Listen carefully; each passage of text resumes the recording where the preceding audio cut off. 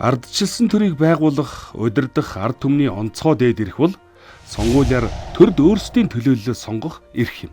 Тиймээс ард иргэд бидний төрд өөрсдийн төлөөллөө дуу хоолойгоо нийтээрээ чөлөөтэй хэний ч алавдлаггүйгээр саналаа нууцаар шууд гарган сонгодог чухал үйл явдал бол сонгуул билээ.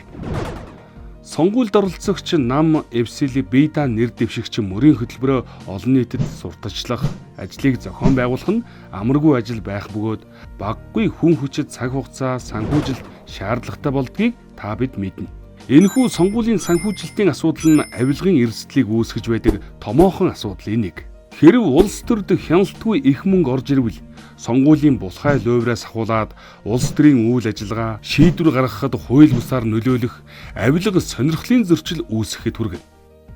Таны сонгож илгээж буй улс төрийн албан тушаалтан аливаа шийдвэр гаргах үйл ажиллагааг явуулахдаа улс их орны ашгийг хангахын төлөө ажиллаж байна уу? Эсвэл өөрийн дэмжиж санхүүжүүлсэн хэсэг бүлэг хэн нэгний төлөө ажиллах уу гэдэгт хяналт тавих боломжийг улс төрийн намын болон сонгуулийн санхүүжилтийн ил тод байдал олгодог.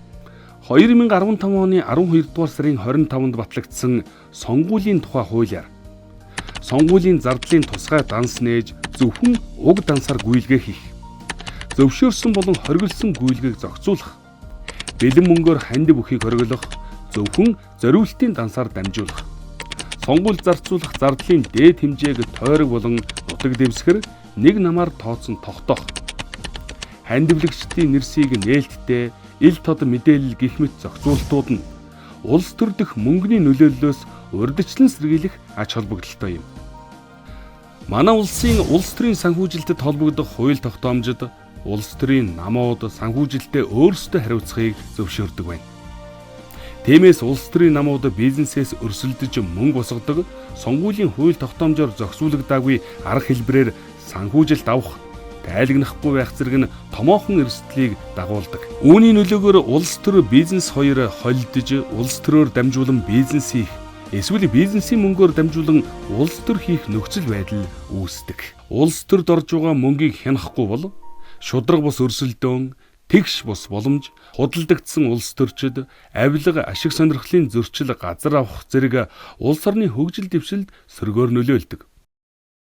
Сонгуулийн үеэр мөнгө эд зүйл тараах, аливаа эдийн засгийн амлалт өгөх, санал худалдаж авах орлогууд нь хууль бус бөгөөд сонгуулийн луйварт тооцогддог юм.